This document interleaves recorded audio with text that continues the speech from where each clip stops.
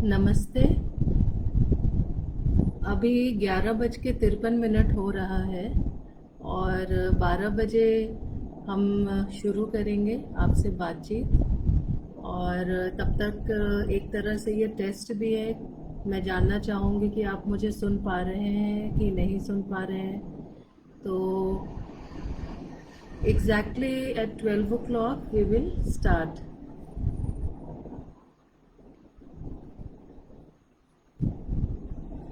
मेधा दी का मैसेज आया है। हेलो, वेलकम मेधा दी, आप कैसी हैं?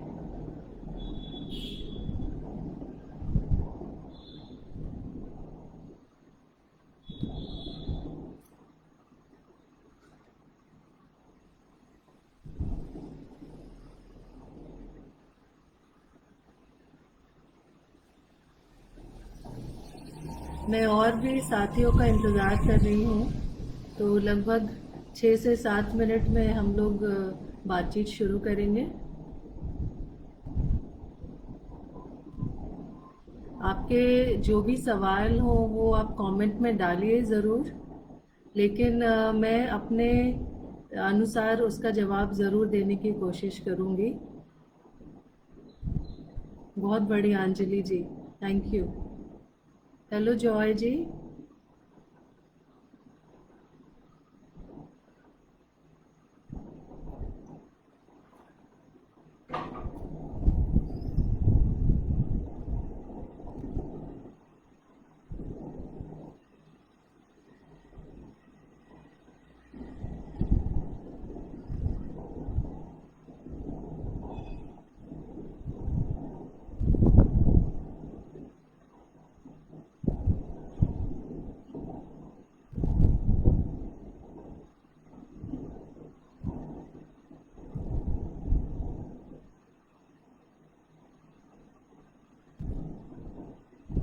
आप सबका स्वागत है।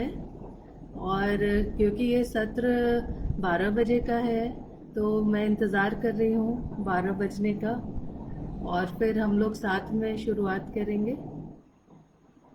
और भी साथी जुड़े।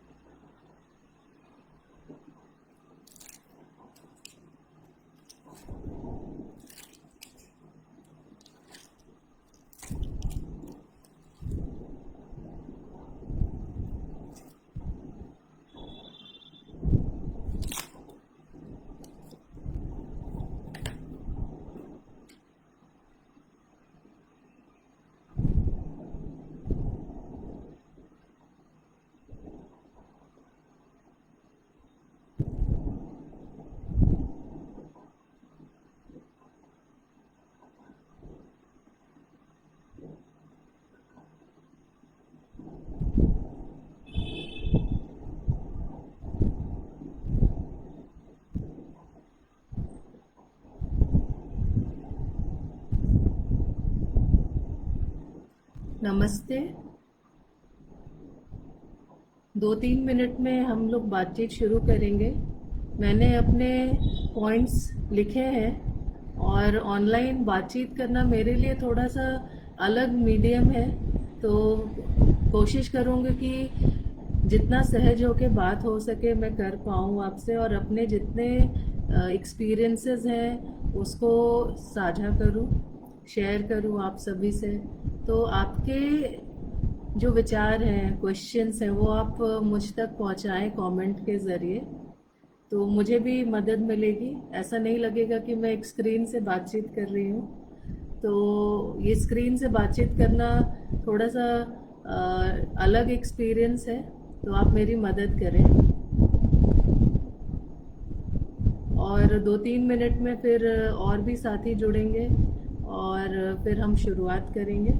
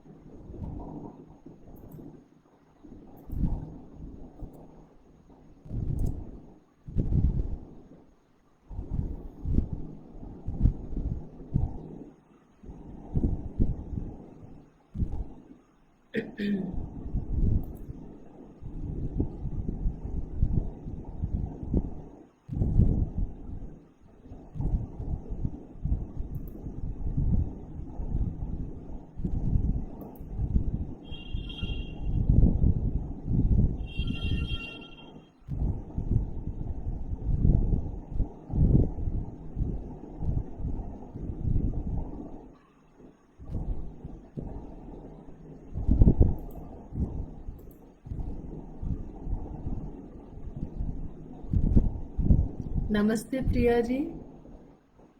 नमस्ते रीता जी। राम मोहन जी नमस्कार। आपके कमेंट्स मुझे अभी दिख रहे हैं। आप सभी का अभिवादन और शुक्रिया राम मोहन जी का और नित्य नूतन टीम परिवार का, जिन्होंने मुझे मौका दिया आपके सकारात्मक प्लेटफॉर्म पे, जहां अभिव्यक्ति की बौछार है और हर जगह से, पूरे दुनिया से लोग जुड़ पा रहे हैं। तो आपको बधाई। और मैं अपनी बात यहाँ पे कह पा रही हूँ पहली बार स्क्रीन पे, तो मुझे भी बधाई।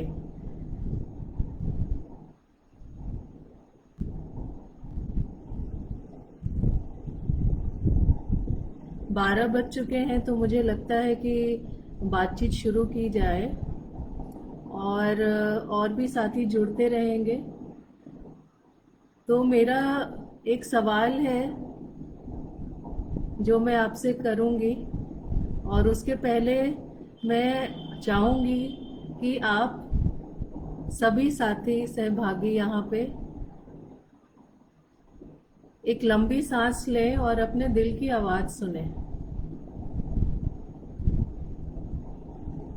हम बातचीत शुरू करने के पहले आपसे रिक्वेस्ट कर रहे हैं कि आप एक लंबी सांस लें और खुद के दिल से जुड़े।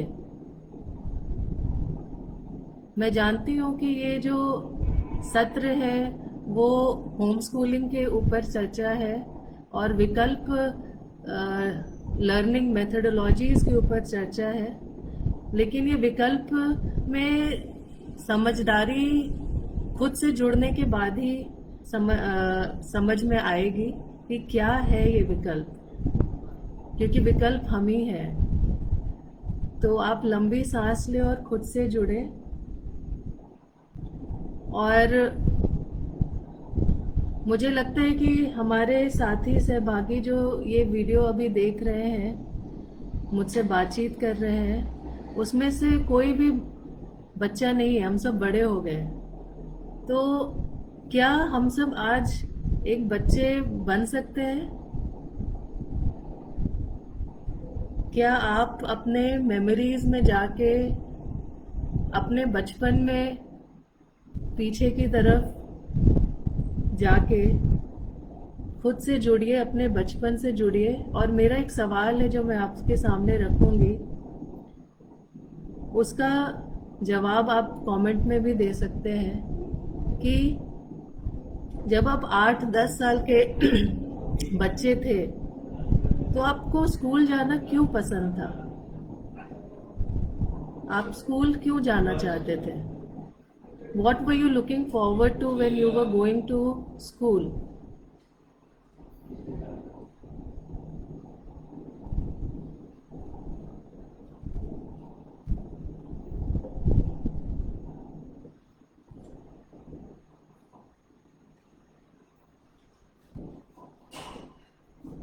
मैं आशा करती हूँ कि आप सब मुझे सुन पा रहे हैं और इंटरनेट की कोई दिक्कत ना हो, ये भी कोशिश है।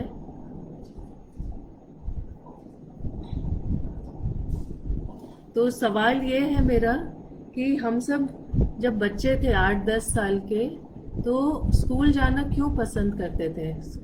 What were we looking forward to? हर सुबह उठ के तैयार होके स्कूल जाते थे, क्यों जाते थे? क्या हमें कॉपी किताब खोल के क्लास में पढ़ने का मन करता था इसीलिए जाते थे? या टीचर्स के साथ मिल के बातचीत करने का मन करता था इसलिए जाते थे? या फिर हम अपने दोस्तों से मिलने जाते थे?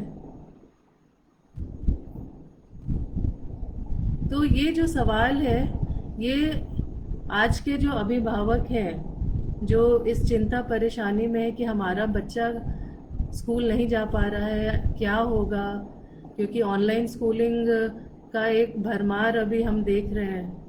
तो मैं ये जानना चाहती हूँ, दूसरा सवाल है मेरा कि आप अपने बच्चे को स्कूल क्यों भेजना चाहते हैं?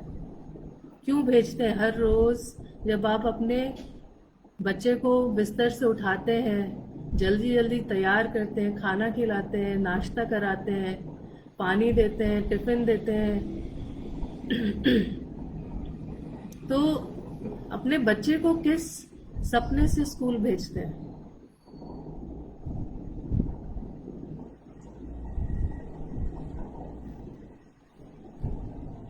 कमेंट में काफ़ी बढ़िया जवाब आ रहा है और मज़ा आ रहा है पढ़ने में भी कि आपको ड्रेस पहनना अच्छा लगता था और दोस्तों के साथ मिलना अच्छा लगता था, टीचर्स के साथ मिलना अच्छा लगता था, फ्रेंड्स मिलते थे, खेलते थे, पढ़ने भी जाते थे। बहुत बढ़िया।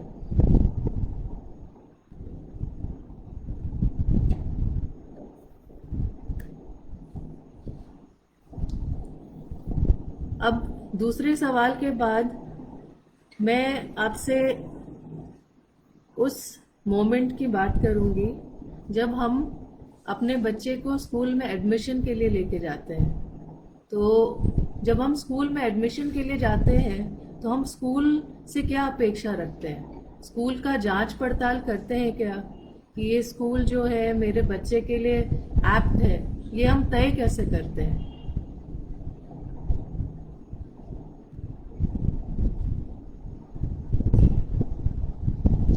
क्योंकि सवाल जो है मेरा उसके जवाब में आ रहा है कि कैरेक्टर बिल्डिंग करने के लिए, पढ़ने के लिए, दोस्तों को मिलने के लिए, और स्कूल एक ऐसा स्थान है जहाँ पे बच्चे एक दूसरे से मिलते हैं और एक अलग तरह का सोशल सेटअप रहता है, बहुत सारा खेल खेलने को मिलता है।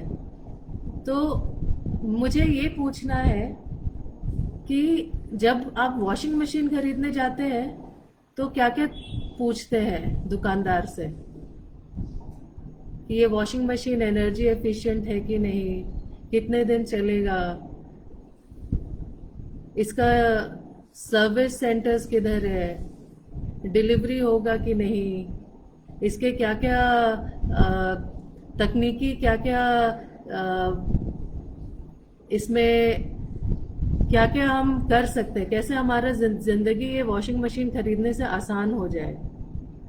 तो जब हम वॉशिंग मशीन खरीदने चाहते हैं तो और कोई कुछ भी खरीदते हैं तो बहुत ही ध्यान से पूछ के खरीदते हैं, जांच पड़ताल करते हैं। ये शिक्षा भी क्या आज हम खरीदने जाते हैं? ये मुझे आपसे पूछना है और आज के पेरेंट्स से भी पूछना है कि ये शिक्षा क्या खरीद बेच के स्ट्रक्चर में आ गई है आज, और हम उसको खरीदने जाते हैं। और जब हम खरीदने जाते हैं तो क्या हम पैकेट देखते हैं कि कितना चमकदार है, क्या इंफ्रास्ट्रक्चर है, टीचर्स कैसे कपड़े पहनते हैं, बच्चे कैसे दिखते हैं, या हम जो कैरेक्टर बिल्डिंग की बात कर रहे हैं उसके ऊपर सोचते हैं कि ये स्कूल का सिद्धांत क्या है और स्कूल के सिद्धांत को व्यवहार में ये कैसे ला पा रहे हैं। तो क्या हम ये भी सोच पाते हैं? इसके ऊपर हमें सोचना होगा। और इससे जुड़ी हुई बात ये है कि हम जो एक्सपेरिमेंट्स करते हैं अपने ज़िंदगी में, अब स्कूल में हमने बच्चे को डाल दिया, लेकिन स्कूल में बच्चा जब जाने लगता है और अगर स्कूल मुझे पसंद नहीं आ रहा है तो हमारा एक्सपेरिमेंट अगर हमें लगता है कि नहीं चल रहा है तो क्या हम वो स्कूल से अपने बच्चे को हटाने की कोशिश करते हैं? हम सोचते हैं कि जाने दो, अब तो एडमिशन हो गया, दूसरी जगह एडमिशन तो होगा नहीं, तो फिर ये एक्सपेरिमेंट चलने देते हैं, कम से कम 10वीं तो पास कर जाए। तो हमारा शिक्षा का अर्थ जो है वो क्या है, ये हम सोचते हैं? या फिर हमारा कोर जो है वो डिग्री, मार्क्स और कितने पैसे हमने दिए हैं फीस में, उस पे डिपेंड करता है? तो ये हमें सोचना है। और मेरी जर्नी होम स्कूलिंग को लेके यहीं से शुरुआत हुई। मैंने सोचा कि मैं अपने बच्चे को स्कूल क्यों भेज रही हूँ। अद्वैत मेरा बेटा है जो अभी 10 साल का है और अगस्त में 11 साल का होने जा रहा है। और शुरुआत में हम भी जानते थे कि स्कूल में एक अच्छा स्कूल चाहिए, लेकिन उस अच्छे स्कूल का डेफिनेशन हमें नहीं मालूम था। हम चाहते थे कि चाइल्ड सेंट्रिक एजुकेशन होनी चाहिए और बच्चे के अनुसार पढ़ाई हो, उसको मन लगे, उसे दोस्त मिले, तो उस तरह से हम कोशिश करते थे। लेकिन हमें पता था कि एक बहुत बढ़िया स्कूल मतलब बहुत सारी फीस, तो बढ़िया स्कूल और बहुत सारी फीस, ये कुछ समझ नहीं आता था कि अच्छा स्कूल भी हो और कम फीस भी हो, ये कैसे मिलेगा। और वो अच्छा स्कूल का डेफिनेशन भी हमें वही लगता था कि इंफ्रास्ट्रक्चर अच्छी होनी चाहिए, टीचर्स के जो डिग्री हैं, टीचर्स का क्वालिफिकेशन बढ़िया होना चाहिए। लेकिन वैल्यू सिस्टम जो हम अपने बच्चे में देखना चाह रहे हैं वो क्या हमारे टीचर्स में है? और दूसरी बात ये है कि क्या ये शिक्षा सिर्फ टीचर और स्कूल तक सीमित है कि ये घर में भी उतना ही इम्पोर्टेंस रखता है कि हाँ, हम पेरेंट्स, टीचर्स और बच्चे इसमें इक्वल हैं और हम पेरेंट्स, अभिभावक अपने बच्चों को इक्वल की नज़र से देखते हैं, या हम यहाँ भी हायरार्की प्ले करते हैं? तो ये बहुत मज़ेदार है। और इसमें एक सोचने की बात यह है कि जब कुम्हार मिट्टी के साथ खेल रहा होता है और उससे सृजन करता है, तो कुम्हार मिट्टी से सृजन कर रहा है या मिट्टी कुम्हार की का सृजन कर रही है, वो मुझे जानना है आपसे। और इसमें सृजन क्या करना है? तो हमारे जो सवाल है हमने पूछने कब बंद कर दिए as a parent, as a human being, वो भी जानना बहुत ज़रूरी है, क्योंकि हम सब साइंटिफिक थिंकर हैं। ये आधुनिक समाज है और हम साइंस की भाषा बोलते हैं, तो साइंटिफिक थिंकिंग हम करते हैं क्या, तर्क करते हैं क्या, ये सवाल पूछना हम बंद कर देते हैं। तो क्यों कर देते हैं? तो मेरा सवाल यहीं से शुरू हुआ कि मैं अपने बच्चे को स्कूल क्यों भेज रही हूँ। और अद्वैत को स्कूल भेजने के लिए क्या सिर्फ अद्वैत स्कूल जाता है कि ये पूरा परिवार स्कूल जा रहा है, ये सोचने की ज़रूरत है। क्योंकि मैंने अपने जीवन में ऑब्जर्व किया कि अद्वैत को एक अच्छा स्कूल भेजने के लिए मैं और मेरे जो कंपेनियन हैं उसके लिए क्या वो करते हैं, हम लोग क्या क्या नहीं करते हैं। पूरा परिवार उस स्कूल की फीस भरने से लेके, उस स्कूल के मीटिंग से लेके हर कुछ में इन्वॉल्व होता है। तो फीस भरने के लिए ऑफिस जाना होता है, ऑफिस जाएंगे तो ऑफिस का जो एक माहौल है, एक व्यवस्था है, उसमें जो शोषण की प्रक्रिया है उसमें रमना पड़ता है। और उसके बाद फिर जो पैसे आएंगे आखिरी दिन में, वो पैसे से हम स्कूल की फीस भरेंगे। स्कूल के बच्चे, क्योंकि अच्छा स्कूल है, तो वो अच्छे तरीके से अपना बर्थडेज मनाते हैं। तो बर्थडे जब मनाते हैं अच्छे तरीके से, गिफ्ट भी देना होता है, और गिफ्ट देने का आदान प्रदान जब होता है, तो फिर वहाँ पे बात आती है कि हमारा लाइफस्टाइल क्या है, हमारा स्टेटस क्या है। तो ये स्टेटस और ये लाइफस्टाइल किस तरह से स्कूल से जुड़ जाता है, तो हमारा पूरा जीवन स्कूल के आसपास ही घूमते रहता है। और हम सोचते हैं कि सिर्फ बच्चा स्कूल जा रहा है और वो किताब में जो पढ़ाया जा रहा है उसे वो ज्ञान है, लेकिन क्या सच में वो ज्ञान है? तो आज के स्कूल का जो तरीका है उसमें मैंने ये सवाल पूछा कि क्या मेरा बच्चा सिर्फ सूचना पाने के लिए स्कूल जा रहा है, या फिर उसमें ज्ञान है? क्या वो उसमें नॉलेज है? क्या उसमें आत्मबोध है? क्या उसमें विजडम है? तो ये सवाल जो है, ये मैंने खुद से पूछा कि मैं सिर्फ स्कूल से पूछ रही हूँ, क्या मैं एज अ पेरेंट अपने आप से पूछ रही हूँ ये सवाल कि मैं खुद को खोजने के लिए कितना प्रयास करती हूँ हर दिन खुद को नया पहचान देने के लिए क्या प्रयास कर रही हूँ, या मैं अपने पहचान में सीमित हूँ कि मैं एक पेरेंट हूँ, मैं एक औरत हूँ, मैं एक लड़की हूँ, मैं एक सोलीफाई की को फाउंडर हूँ। तो मैं क्या अपने पहचान को सीमित कर रही हूँ, और नया जो परिभाषा है उसको ढूंढने के लिए सच में जाना चाहती हूँ कि नहीं एज अ पेरेंट? तो बच्चों में जो वैल्यू सिस्टम हम पैदा करना चाह रहे हैं वो खुद में हम ढूंढना बंद कर देते हैं। तो हमारी जिज्ञासा और बच्चे की जिज्ञासा में बहुत फर्क होता है। तो हम ज्ञान देते हैं कि ऐसा करना चाहिए, और स्कूल को भी जाके बोलते हैं कि आप ऐसा कीजिए, लेकिन हमें ये सोचना है कि हमारे जो शब्द और कर्म के बीच में भेद होते हैं वो हम कैसे कम करें। तो फिर हमने सोचना शुरू किया, और इस तरह से हम और भी जो हमारे दोस्त हैं, साथी हैं, जो एक्सपेरिमेंट करते हैं अपनी ज़िंदगी में जीने के बारे में, तो उनसे मिलना शुरुआत हुई हमारे। और मुझे ये समझ में आया कि हम अपने जीवन को जिस तरह से जीते हैं, तो उस जीने के तरीके में हमारा क्या सिद्धांत है वो जानना बहुत ज़रूरी है। कि क्योंकि जब हम शादी करते हैं तो हम जानते हैं कि अच्छा ये शादी है, ये एक बंधन है। हम दोस्ती करते हैं तो भी हम जानते हैं अच्छा ये दोस्ती में ये आदान प्रदान है। लेकिन जब हम अपना जीवन जीने के लिए साथ में एक परिवार बनाते हैं, तो उस परिवार का सिद्धांत हम तय करते हैं क्या? तो मैंने एक सिद्धांत तय किया अपने परिवार का, अपने परिवार के साथ मिलके, अपने बच्चे, अपने कंपेनियन और खुद हम लोग बैठे और हमने सिद्धांत बनाया कि हम सीखना चाहते हैं क्या, ये सीखने की प्रक्रिया में हम किस तरह से खुद को हर दिन नया करें।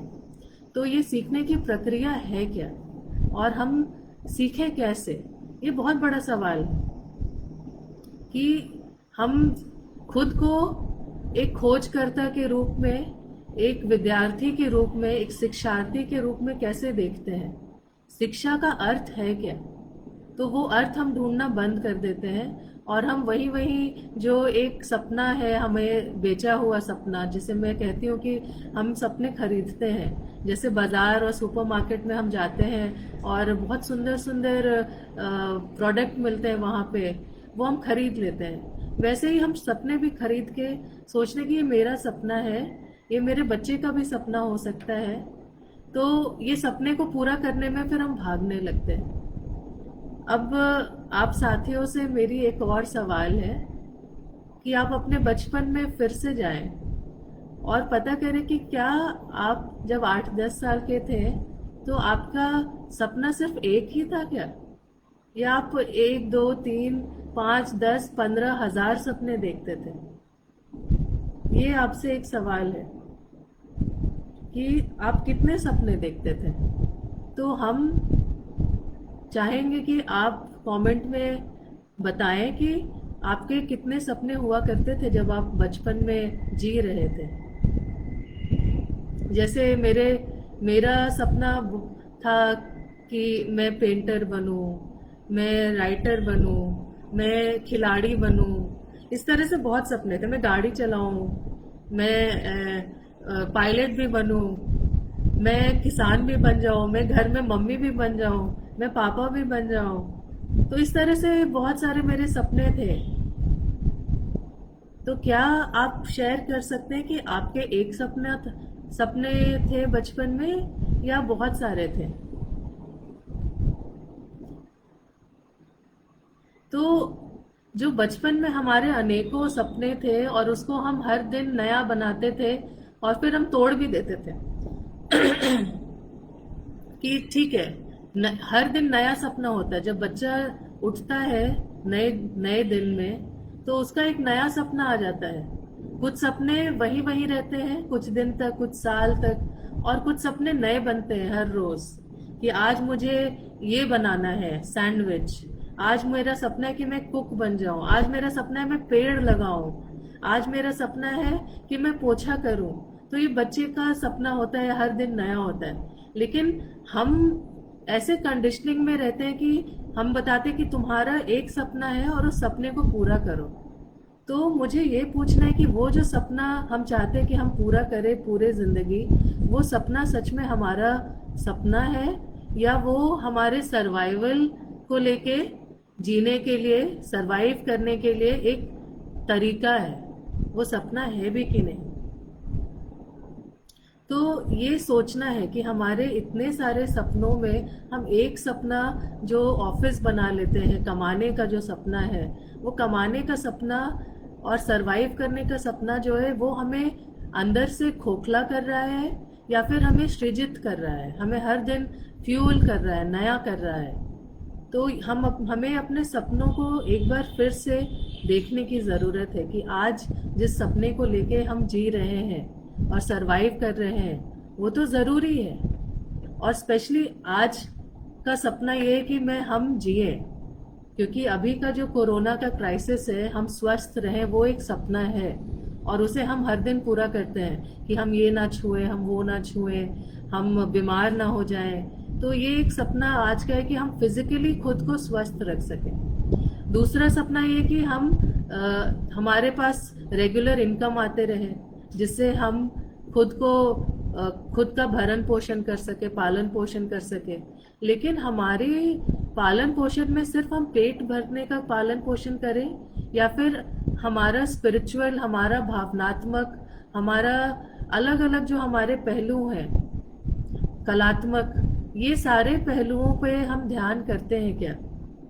कि हम खुद को सिर्फ एज एन इंडिविजुअल एक अपने सोसाइटी में देख पा रहे हैं या फिर हम एक सोसाइटी में कंट्रीब्यूशन की तरफ देखते हैं कि हम सामूहिक तरीके से खुद का विकास कर पा रहे हैं क्या? तो ये हमें सोचना है। और ऐसे ही हम सोचने लगे कि हम बहुत इंडिविजुअलिस्टिक हो रहे हैं, हम मतलब मैं क्योंकि बहुत इंडिविजुअलिस्टिक हो रही हूँ, सिर्फ अपने बारे में सोचती हूँ, अपने बच्चे के बारे में सोच रही हूँ, तो उससे मेरे अंदर सिर्फ विकार पैदा हो रहे हैं, विचार का संचालन नहीं हो रहा है। तो ये विचार का संचालन किस तरह से किया जाए, ये मैंने सोचा।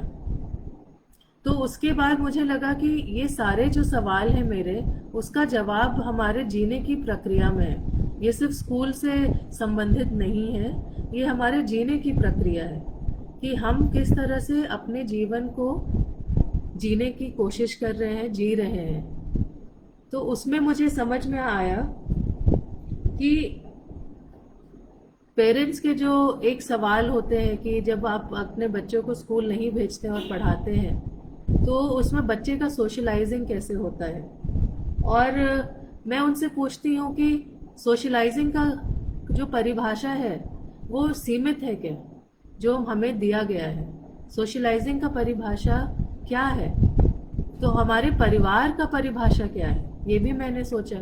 तो फिर उसको लेके हमने एक्सपेरिमेंट की कि हमारे जो परिवार है सिर्फ हमारे खून के रिश्ते से है या वैचारिक संबंध भी हमने बनाए हैं, और उस वैचारिक संबंध को बनाने के लिए हम क्या प्रयास करें। ये सोच के हमने एक अपना इनिशिएटिव शुरू किया, सोलीफाई, जिसमें हमने अभिव्यक्ति को महत्व दिया कि हम एक कलात्मक सकारात्मक अभिव्यक्ति का एक प्लेटफॉर्म बनाए, जहां पेरेंट्स बच्चे आके एक दूसरे से बांटे जो वो जानते हैं, और वो सीखने की प्रक्रिया हो कि हम सहज तरीके से अपने सोसाइटी में, अपने परिवार में एक दूसरे को पोषण करें, एक दूसरे को भावनात्मक और कलात्मक अभिव्यक्ति करने के लिए इनकरेज करें। तो इस तरह से हमने ये एक्सपेरिमेंट किया, और हमने ये भी देखा कि हमारे जो आज के पारिवारिक संबंध हैं वो किस तरह से छोटे होते जा रहे हैं, हमारे दिल भी छोटे होते जा रहे हैं, और परिवार में संबंध भी एक तरह से कहेंगे कि बहुत ही सुपरफिशियल हो गया है। हम अपने माँ बाप को जब बड़े होते हैं तो बोलते हैं कि ये जनरेशन गैप है, हम एक दूसरे से बात नहीं कर पा रहे हैं, आप अलग सोचते हैं, हम अलग सोचते हैं। तो मैंने सोचा ये अलग सोचना है क्या, ये जनरेशन गैप सच में जनरेशन गैप है, तो ये परिवार की परिभाषा भी चेंज करने की ज़रूरत है, और ये भी मुझे लगता है कि सीखने की प्रक्रिया है। तो ये स्कूल का जो एक डेफिनेशन है, ये हमारे जीवन से डायरेक्टली संबंध रखता है, और आज जब हम ये एक्सपेरिमेंट कर रहे हैं अपने ज़िंदगी के साथ, और जिस तरीके से हमें हमारे अंदर वैचारिक संचारण हो रहा है, और जिस तरह से हम अभिव्यक्त कर पा रहे हैं अपने आप को, और जुड़ रहे हैं, और लोगों को समझ पा रहे हैं कि वो किस तरह से अपने जीवन में प्रकृति से जुड़ रहे हैं, और प्रकृति के पास जाने के बाद हमें समझ में आया कि प्रकृति ही हमारा कोर होना चाहिए सीखने का। प्राकृतिक जो हमारा संबंध है हवा से, पानी से, मिट्टी से, पेड़ पौधे से, और जो जीव जंतु हैं उनको तो हम ध्यान भी नहीं देते हैं, क्योंकि हम चार दीवारी में खुद को बंद कर लेते हैं, और अगर एक कॉकरोच भी आ जाए, एक छिपकली आ जाए, एक सांप भी आ जाए, एक छोटा सा कीड़ा भी आ जाए, तो हम डर जाते हैं, ये बरसाती कीड़ा ये काट लेगा, उसके बारे में जानकारी है ही नहीं। तो मुझे ये समझ में है कि अद्वैत का जो इंटरेस्ट है इतना वैरिड है, इतना बहुआयामी है, कि उससे समझ में आया कि वो हर जीव जंतु के बारे में सवाल करता है, और उसके जवाब मेरे पास नहीं है, और फिर मैं उन सवालों का जवाब ढूंढती हूँ, और वो खुद भी ढूंढता है। तो ये सीखने की प्रक्रिया है कि हम परिवार में जो सवाल करते हैं उसको सिर्फ सवाल तक सीमित करते हैं, या उसको साथ में मिलकर ढूंढते हैं कि ठीक है, आज हमें ये पता चला कि ये कीड़ा कहाँ से आया, तो चलो इस कीड़े के बारे में पता करें। आज ये पेड़ देखने को मिला, तो क्या हम अपने आसपास 100 पेड़ों के नाम भी जानते हैं? क्या हम जो एक जो को एग्जिस्टेंस की बात करते हैं नेचर से, वो को एग्जिस्टेंस में हम किस तरह से को एग्जिस्ट कर रहे हैं, या सच में हम को एग्जिस्ट कर रहे हैं, ये भी सवाल है। हमें ये समझ में आया कि ये को एग्जिस्टेंस तो दूर की बात है, जिस तरह की शिक्षा पद्धति के पीछे हम भाग रहे हैं वो एक्चुअली कोलैबोरेशन पे तो है ही नहीं, और को एग्जिस्टेंस पे तो है ही नहीं। वो तो एक दूसरे से कम्पीट करने के लिए बनी है कि 80 मार्क्स आने चाहिए, 100 में 90 आने चाहिए, और विद्यार्थी जो है हर सब्जेक्ट में अव्वल होना चाहिए। लेकिन टीचर्स जो है वो इंग्लिश पढ़ाएंगे सिर्फ, जो मैथ्स की टीचर है वो हिंदी नहीं पढ़ाएंगी। तो टीचर हमारे एक सब्जेक्ट में निपुण होते हैं, लेकिन जो हमारे विद्यार्थी हैं, हमारे बच्चे हैं, वो हर सब्जेक्ट में निपुण होने चाहिए, उनको हर सब्जेक्ट में मार्क्स आने चाहिए, और वो सब्जेक्ट में सीमित हो जाते हैं। तो अद्वैत से ये समझ में आया कि ये जो सब्जेक्ट है बहुत बेमायने हो जाते हैं, क्योंकि ये सब्जेक्ट के परे जब हम जाते हैं तो जीवन में सीखने के लिए बहुत कुछ हमें मिला। हम लोग साथ में हिमाचल के गांव में गए, जब हमने अद्वैत को स्कूल से हटाया, अब उसको लगभग 2 साल 2.5 साल होने को आ रहा है, उस समय वो 8 साल का था, और उसके बाद ही मुझे लगा कि मुझे सीखने का मन है, मैं नया सीखना चाहती हूँ। तो मुझे हिमाचल के गांव में पता चला कि एक मड आर्किटेक्चर, मिट्टी से घर बनाने का की कला है, जिसे जो कि बहुत पुराना है और नए तरीके से उसके ऊपर बहुत सारे एक्सपेरिमेंट्स भी हो रहे हैं। तो उसको मैं सीखना चाहती थी, ये मिट्टी से घर बनता कैसे है, ये नेचुरल जीने का जो तरीका है उसमें हम एज ए ह्यूमन बीइंग खुद को मिट्टी से, प्रकृति से कैसे जोड़ें। तो यहाँ इस सोच से फिर मैंने खोजा और धर्मालय करके एक जगह के बारे में पता चला जो हिमाचल में है, हिमाचल प्रदेश में बीर बिलिंग के पास। तो वो पूरा जर्नी जो है वो अपने में एक सीखने की प्रक्रिया थी। और अद्वैत और हम अपना एक एक बैग लेके निकल गए जो हमारे पीठ पे था। हमारे सिर्फ एक ट्रेन का टिकट कराया था हमने, और ये मेरा और मेरे बेटे का पहला बोलेंगे ट्रिप था खुद की खोज करने में और नया तरीका प्रकृति से जुड़ने के लिए। तो हम निकले, ट्रेन में बैठे, और मुझे थोड़ा डर भी लग रहा था, या कहेंगे कि नया करने में हमेशा खुद के ऊपर एक सेल्फ डाउट करने का आदत भी होता है, जो कभी कभी मुझे लगता है कि शायद हमने जिस तरीके से अपने आप को बड़ा किया है, परवरिश की है अपनी, उसमें वो सेल्फ डाउट, एंजाइटीज हमें तो उपहार में मिल जाते हैं। तो ट्रेन में बैठे और निकल पड़े, और फिर उसके बाद हमारा जो काठ गोदाम था या कोई और था, हिमाचल प्रदेश का कौन सा वो स्टेशन है जहाँ पे उतरते हैं, हाँ पठानकोट। पठानकोट में हम उतरे और फिर वहाँ से पता करना शुरू किए। तो ट्रेन में हम लोग एक दूसरे से इंटरेक्ट कर रहे थे, जो हमारे साथी थे वहाँ पे ट्रेन में, जो हमारे ट्रैवलर्स थे और भी, और बच्चे के साथ बाहर देखना ट्रेन से, वो भी एक नया एक्सपीरियंस था। फिर हम जब उतरे ट्रेन से तो हमने एक मिनी ट्रेन लेने की सोची, क्योंकि हमें बीर बिलिंग जाना था। तो हमने पढ़ा था इंटरनेट पे कि एक मिनी ट्रेन चलती है, उस पर हम बैठेंगे तो हम पहुंच जाएंगे। तो वो मिनी ट्रेन, और उस समय बारिश का मौसम था, बहुत सारे लीच होते हैं और प्रकृति का अलग ही रूप होता है हिमाचल प्रदेश में, बहुत सुंदर होता है।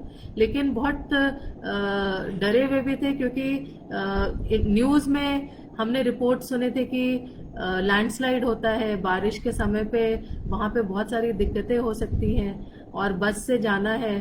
तो हम ट्रेन से हमने सोचा कि मिनी ट्रेन लेंगे। मिनी ट्रेन में हम बैठ गए, और उसके बाद हम एक गलत स्टेशन पे फिर से उतर गए, जो कि किसी जंगल के बीच में था, और वहां से सड़क, जो मेन रोड था, वो 1 किलोमीटर 2 किलोमीटर दूर था। तो हमें पता नहीं था कैसे जाए। तो वहां पे एक लेबरर्स जो होते हैं, जो कामगार होते हैं, मजदूर, वो उनका एक पूरा परिवार था, जिसमें बच्चे भी थे, औरत भी थी, और उनके पैर में चप्पल भी नहीं थे। वो सड़क के लिए वो वहाँ से निकल रहे थे। तो हमने उनसे बातचीत की और हम भी उनके साथ हो लिए। तो वहाँ से अद्वैत तो मुझे ये सीखने को मिला कि छोटे छोटे बच्चे, पैर में उनके चप्पल नहीं है, लेकिन सामान उठा के मस्त में चले जा रहे हैं, और इनको ज़रा भी ये डर नहीं है कि हम यहाँ उतरे हैं, क्या होगा हमारा, नहीं होगा। तो ये सारे जो हमारे शहरी, हम बोलेंगे कि हमारी कंडीशनिंग है, वो वहाँ पे भ्रांतियाँ जो है वो टूटने लगी। और हम 1-2 किलोमीटर उस गांव से चल के, उस जंगल से चल के उनके साथ मेन रोड पे पहुंचे। वहां पे पता चला कि एक बस आएगी, वो हमें एक और बस तक पहुंचाएगी। इस तरह से बसों का सिलसिला चलते रहा। 5-6 बस हमने बदले बीर बीर पहुंचने में तक। और वहां पहुंचने के बाद बहुत ही मज़ेदार अनुभव हुआ कि हमें एक तिब्बतियन मोनेस्ट्री में रुकने का मौका मिला। वहां पहुंचे, वहां अद्वैत पहली बार 90 साल की एक तिब्बतियन दादी से मिला, और उनसे उसने सीखा कि किस तरह से तिब्बतियन में नमस्कार करते हैं एक दूसरे को, सिर से सिर सटा के। तो उनसे बातचीत भी किया। और मज़ेदार बात यहाँ पे ये थी कि अद्वैत को तिब्बतन नहीं आता है, और दादी को, जो 90 साल की थी, उनको हिंदी या इंग्लिश नहीं आता है, लेकिन दोनों बात कर रहे हैं और एक दूसरे को गले मिल रहे हैं। और अद्वैत का उस अगले ही दिन बर्थडे 6 अगस्त को बर्थडे था उस साल, और वो तिब्बतन दादी उसको आशीर्वाद भी दे रही है। हम लोग निकल रहे थे धर्मालय के लिए। जब धर्मालय के लिए हम पहुंचे तो पता चला धर्मालय एक पहाड़, एक छोटे से पहाड़ के ऊपर है। वहां तक पहुंचने के लिए भी हमें ऊपर चढ़ाई करनी है और हम रहते हैं प्लेन्स में। तो चढ़ाई करने के लिए भी हमारा जो एक फिजिकल कैपेसिटी है वो भी एक चैलेंज, और ऊपर से लीच हमारे पैरों पे चढ़ रहे हैं। तो वो लीच से भी हम जूझ रहे हैं, नया था वो हमारे लिए। हमने चढ़ाई भी की, हम वहां तक पहुंचे, हमने सीखा कि किस तरह से हम जो लीच है वो किस तरह से हमारे पैरों पे चढ़ के कितने देर में वो हमारे खून चूसना शुरू करते हैं, वो सब हमें समझ में आया। अगर वो हमें किसी तरह हमें नुकसान पहुंचा दे तो हमें नेचुरल क्या लगाना चाहिए, कौन सा तेल लगाना चाहिए जिससे वो ठीक हो जाए। और अद्वैत वहाँ पे जितने भी गांव के साथी हमारे थे जो खाना बनाते थे और वहाँ पे कारपेंटरी करते थे, उनके साथ रम गया और उनके साथ एक तरह से उसने अपने जीवन को नए तरीके से एक्सप्लोर किया। मैंने भी अपने जीवन को नए तरीके से एक्सप्लोर किया, उनसे जुड़े। उनके जो उनकी खुशबू है, जो उनके शरीर से खुशबू आती है, जो उनके घरों से खुशबू आती है, वो हमारे लिए नया था। तो ये प्राकृतिक खुशबू से भी हम बिछड़ गए थे और हमें लगता था ये खुशबू जो है ये बदबू है, और ये जो परफ्यूम हम लगाते हैं, ये जो सेंट लगाते हैं, डियो लगाते हैं, वो खुशबू है। लेकिन ये प्रकृति की जो खुशबू है वो, उससे जुड़ने का मौका मिला। तो नीचे से जब हम पहाड़ से उतर के बजरी और जो मिट्टी वगैरह अपने सिर पे ढो के लाते थे, तो अद्वैत मुझे देखता था कि मम्मी इतना मेहनत कर रही है सीखने के लिए। तो ये सीखने सिखाने का प्रक्रिया हुआ कि अद्वैत देख के सीखने लगा, और उसने एक दिन आके मेरे कंधों को दबाना शुरू किया। तो मैंने पूछा उससे कि ये कंधा क्यों दबा रहा, तो तुमने बहुत काम किया है ना इसीलिए। तो ये जो अनुभव है, इससे मैंने सीखा कि सीखने और सिखाने के लिए कैसे पूरे परिवार को, खुद को उस प्रक्रिया में जुड़ना पड़ता है। और हम सिर्फ शब्दों से ना सीखें या सिखाएं, हम एक्शन में सीखे सिखाएं, अपने व्यवहार में सीखे सिखाएं। तो वहां से मिट्टी को छूना, मिट्टी और गोबर और उसका पूरा एक तैयारी करना मड का, और उससे घर को लेपना, ये सब हमने सीखा, अद्वैत ने सीखा। अद्वैत ने रोटियां बनाई और अपने बर्तन को कम से कम पानी में राख से धोना सीखा। तो इस तरह से बहुत हमने एक रिच एक्सपीरियंस को अनुभव किया। मुझे ये समझ में आया कि प्रकृति जो है इतनी अबंडेंट है, इसके जो संसाधन है ये अपने में परिपूर्ण है। तो हम इससे दूर होके किस सपने की तरफ भाग रहे हैं, अबंडेंस से दूर जा रहे हैं एक तरह से। कौन से नए बैंक बैलेंस और अबंडेंस की तरफ जा रहे हैं ये हमें पता भी नहीं है, और ये कहाँ तक हमें ले जाएगी। तो ये सीखने सिखाने की जो प्रक्रिया है ये स्कूल से परे है। और मुझे लगता है कि आज जो पेरेंट्स हैं जो चिंतित हैं कि हमारा बच्चा कैसे सीखेगा, तो मुझे आपसे अनुरोध करना है कि सीखने सिखाने की प्रक्रिया में आप बच्चे बन जाएं और अपने बच्चों को बोलने का मौका दें, उनसे आप सीखें। और उनके मार्गदर्शन में मुझे लगता है कि हमारे जो भ्रांतियां हैं, हमारे जो चिंताएं हैं वो कम होती जाएंगी। तो ये जब ये हमारा साझा रिस्पॉन्सिबिलिटी बने, परिवार और एक जो समाज है वो एक दूसरे से जुड़ा भी है। हम परवरिश की बात करते हैं, लेकिन परवरिश में अपने परिवेश की बात नहीं करते। हम अपने परिवेश की परवरिश करें तो वो कैसे हो। तो हमने ये समझा कि परिवार को परवरिश के बारे में सोचना चाहिए और खुद की भी परवरिश करनी चाहिए। एज एन इंडिविजुअल खुद की परवरिश हम करें और समाज की परवरिश कैसे करें, अपने एनवायरनमेंट की, अपने परिवेश की परवरिश कैसे करें। तो ये सोच का जो जरिया है और नजरिया है, इसको हम खोजें। तो मैं अभी आपसे एक लिखी हुई कविता है वो शेयर करूंगी, और आपके अगर कोई सवाल हो तो आप चैट में डालें, कमेंट्स में डालें। कविता मैं अभी बोलती हूँ। भीजे मुट्ठी को हौले से खोले, उंगलियों को सांस लेने दे, तराशे दोस्ती का फलसफा, बुन ले अनुभवों से जज्बा, साथी के हाथ में हाथ हो लेने दे, सपनों को सांस लेने दे। समग्र, समृद्ध, संपन्न, संपूर्ण के मतलब को खुद में टटोले, सुने वह भाव जो शब्द नहीं बोले, सांसों की मिल्कियत बयां बे इंतहा, गुलशने जिंदगी को जी भर के जी ले, एहसासों को सांस लेने दे। तो ये कविता मैंने लिखी और मुझे लगा कि हम एक्चुअली सांस नहीं ले रहे हैं और हम भागने में हाफ रहे हैं, एग्जॉस्ट हो रहे हैं और हम भाग रहे हैं किस सपने के पीछे। और ये जो हमारा कैपिटलिस्ट ओरिएंटेड ड्रीम है और जो हमें एक तरह से इंसान से मशीन बना रहा है, वो उसको हम किस तरह से वहीं पे ख़त्म करें। और ये सिर्फ जो मशीन बनने का सिलसिला है वो आज नहीं शुरू हुआ है, ये बहुत पहले शुरू हो गया।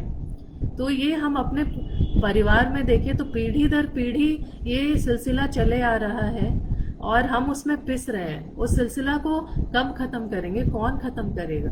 तो एक्शन तो हमें ही लेना है। तो मैंने भी वो एक्शन लिया, स्कूल में जाके हमने नाम काटा और फिर उसके बाद अपने स्वतंत्रता को एंजॉय करने लगे।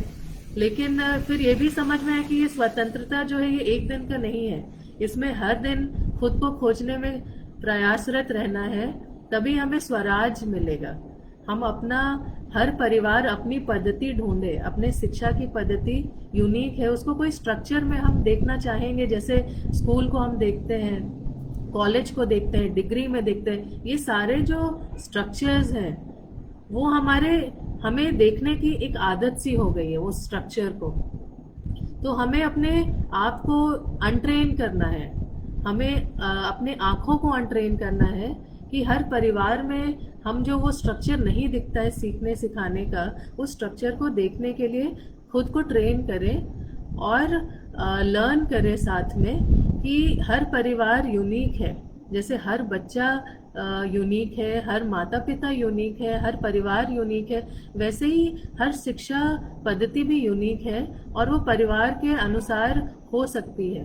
हम बहुत सारे साथियों से मिले जो अलग अलग शिक्षा पद्धति पे काम कर रहे हैं, जैसे वर्ल्ड ऑफ एजुकेशन है, हमारे जो एंशियंट इंडियन एजुकेशन है, गुरु शिष्य परंपरा है, उस पे काम हो रहा है, गुरुकुल पे काम हो रहा है, अनस्कूलिंग पे काम हो रहा है, डी स्कूलिंग पे काम हो रहा है, होम स्कूलिंग पे काम हो रहा है। लेकिन इसके जो परिभाषा है, इन परिभाषाओं को समझना तभी हम शुरू करेंगे जब हम जीने लगेंगे। तो हमने जब शुरुआत की थी 3 साल पहले, तो हमें भी बहुत सारे कंफ्यूजन्स थे, लेकिन हमें ये पता था कि ये रास्ता जो हमने चुना है, ये सिद्धांत जो हमने चुना है, वो हमें मार्ग दिखाएगा, वो हमारा मार्गदर्शन करेगा। और उस मार्गदर्शन में अगर हमें कोई भी मुश्किल आए तो हमारा परिवार एक इक्वल लेवल पे हम सब एक दूसरे को मार्गदर्शन देंगे। तो हमारा बच्चा भी है, अगर मुझे कोई प्रॉब्लम होता है या कंफ्यूजन होता है या चैलेंज आता है, चुनौती आती है, तो हम बच्चे से भी पूछते हैं कि अद्वैत बताओ, आज मुझे लाइव एफबी करना है और मुझे बहुत डर लग रहा है क्योंकि मैंने आज तक स्क्रीन पे इतने देर तक भाषण नहीं दिया है, बातें नहीं की है, तो कैसे करूं? तो वो आके मुझे चूमने लगता है और मुझे रिलैक्स कर देता है। तो ये निदान निकलते हैं, बहुत ही मज़ेदार है ये भी। फिर अगर मैं अपने कंपेनियन से पूछती कि क्या करूं, तुमने 40 मिनट 50 मिनट बातें की हैं, बताओ कैसे करना है, तो वो अपने आइडियाज देते हैं। तो ये जो है, और फिर मैं अपने माँ को कॉल करती हूँ, तो माँ मेरी बोलती है कि तुमने तो इतना बढ़िया आर्टिकल्स लिखा है, सब किया है, ये भी तो बातें ही करने की बातें कर लोगी, कर लेना। तो ये जो है, जिस तरह से हम जुड़ रहे हैं अपने परिवार से। कल मेरे ससुर जी का फोन आया जो कि बॉम्बे में है, तो उन्होंने मेरे आर्टिकल को पढ़ा था जो मैंने लिखा है कि हमें अपने भारत के गांवों का उत्थान करना है, क्योंकि एक कहावत भी है और एक समझ है कि it takes a village to raise a child. तो हम क्या उस विलेज को रेज कर रहे हैं और खुद को रेज कर रहे हैं। हम खुद की परवरिश और उस भारत में जो गांव है उनकी परवरिश कर रहे हैं। तो ये परवरिश करने की ज़रूरत है। तो इस पे एक लेख लिखा मैंने और वो मेरे ससुर जी ने पढ़ा और उन्होंने मुझे, जबकि वो 9 बजे तक 9:30 बजे तक सो जाते हैं, उन्होंने मुझे 9:30 बजे के बाद फ़ोन किया और बहुत ही उत्साहित थे वो।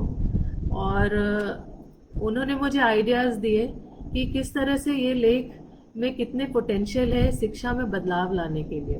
उन्होंने अपने आइडियाज़ दिए, जो कि वो आइडियाज़ क्या थे वो एक अलग बात है, लेकिन मुझे ये अच्छा लगा कि एक बहू और ससुर में जो एक रिश्ता है वो नया हो गया है, हम विचार से जुड़ रहे हैं। तो ये विचार से जुड़ना बहुत अहम है। और यहाँ से हम समाज में जो विकृतियों को देखते हैं, एक दूसरे में अलगाव पैदा हो रहा है, ये परिवार में ही हमें किस तरह से इसका निदान निकालना है।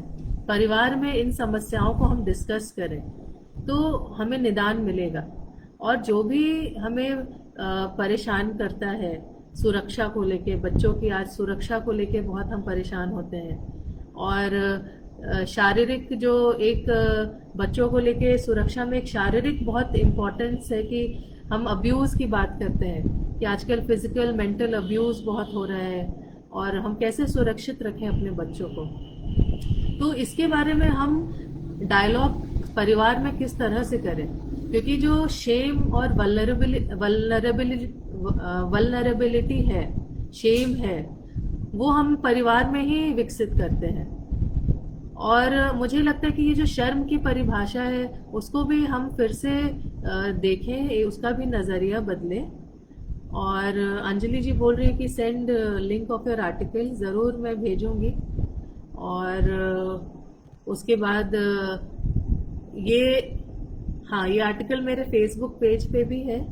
तो शर्म की परिभाषा को कैसे बदलना है वो मैंने सीखा, और हमने परिवार में उसके बारे में बातचीत की, और एक सुरक्षित माहौल परिवार में बनाया कि हम इसको ओपन डायलॉग रखें, कि कोई भी बात जो है अद्वैत खुल के आके कहे।